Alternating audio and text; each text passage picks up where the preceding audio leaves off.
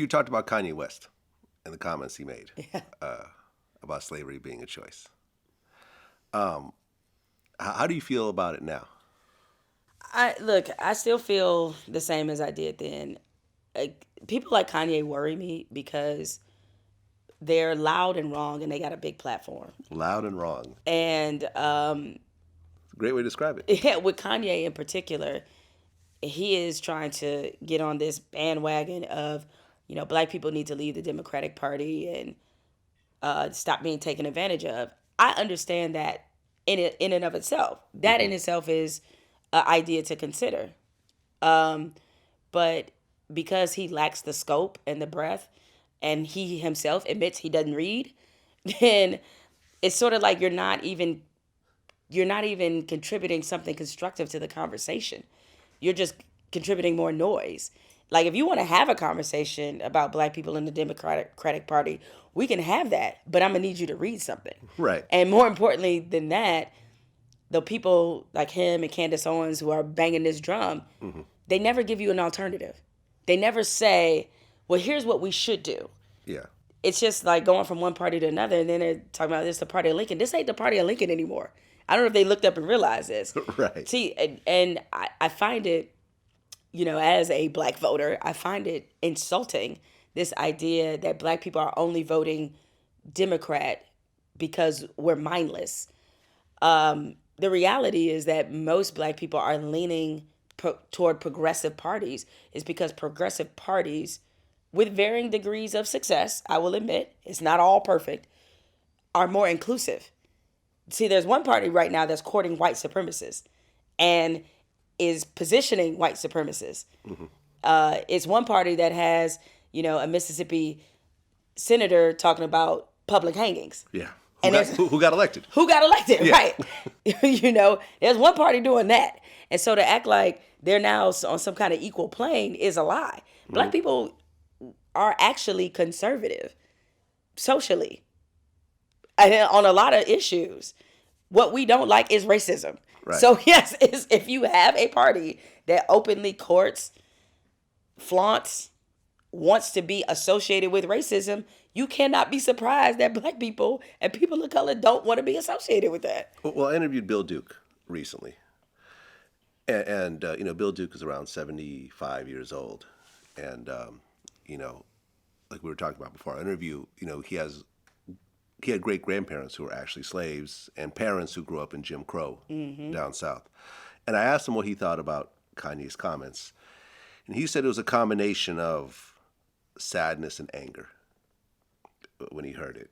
And he talked about how, during his parents' and grandparents' time.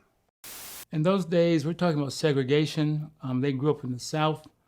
They saw lynchings. They called nigger barbecues, where they would spin people that were alive on pits until they were dead and dehydrated, and they would hold up pieces of their bodies and smile. Thousands, hundreds of people.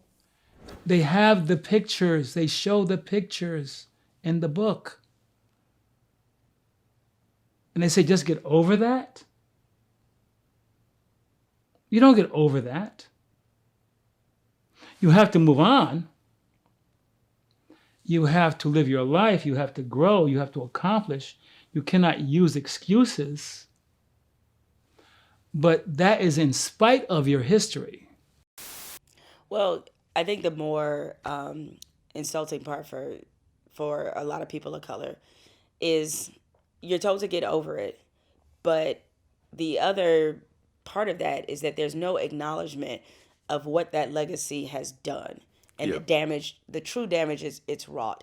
I was recently reading Michelle Obama's book, Becoming, which is, become a bestseller like that. And one thing she brings up, and a lot of people of color can go through the histories of their family and point out something similar. The real, vileness of racism is not it's in addition to the violence, the denial of humanity, the loss of dignity, all those things. It's what it did to generations of people in terms of the opportunities they were never able to get. Yeah. You know, not being able to go to college because you couldn't go to college. It was illegal. Yeah. Yeah, not being able to be educated because it was illegal for you to read. Those are not things that just have impact in the moment. They Right. continue on to where it's why the wealth gap is what it is in this country right now. Right. And a lot of people don't want to remember that the U.S. has had slavery longer than it hasn't had slavery. Correct. I mean, and they also don't seem to recall or remember how many times that in the moment what seems like these political policies that we're arguing about, the fact that we're arguing about separating kids from their family, like there's a pro side of that these are the moments where history is set and decided, that you look back and say, wait, did we really do that? Yes, you really did that. And so that's why I always caution people in the moment of today, even with these freedoms that we have. And yes, on some level there has been progress because there is able to be a Kanye West and there is able to be a Jemele Hill, and we're able to live better lives than the generations before us led. But make no mistake about it, still the diaphragm of this country, the very framework is still built around slavery. I mean, a whole reason why we have an electoral college is to preserve slavery. We're still voting under that system. That doesn't even make any sense. Donald Trump lost the popular vote and won the electoral college. Yeah. So. I mean, and we've seen this happen repeatedly in elections, is where you have more progressive parties or, Democrats winning popular votes and still unable to hold seats and to hold offices because this was all diagrammed to preserve an institution that was inhumane, indecent, and left a excruciatingly terrible legacy on this country. But we're still voting under it. I agree.